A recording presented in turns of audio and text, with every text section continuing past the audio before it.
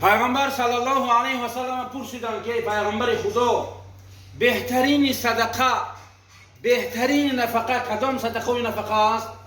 پیغمبر علیه الصلاه و السلام گفتند یکی از بهترین نفقه، یکی از بهترین صدقه این چی است؟ گفتند بر دهان زنت، بر دهان اولاد یک لقمه حلال گذاشتن، این چی است؟ گفتند بهترین صدقه است. امروز پیامبر زیاده از 1400 سال پیش رمانتیک بودن خودشان و رمانتیک بودن اهل اسلام نشان دادند.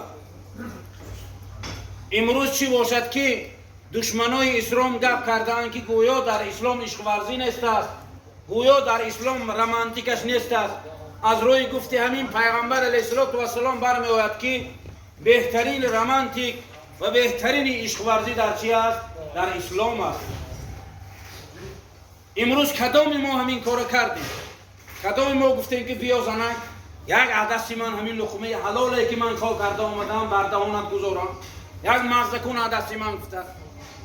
این سنتی از سنت های پیغمبر علیه السلام است.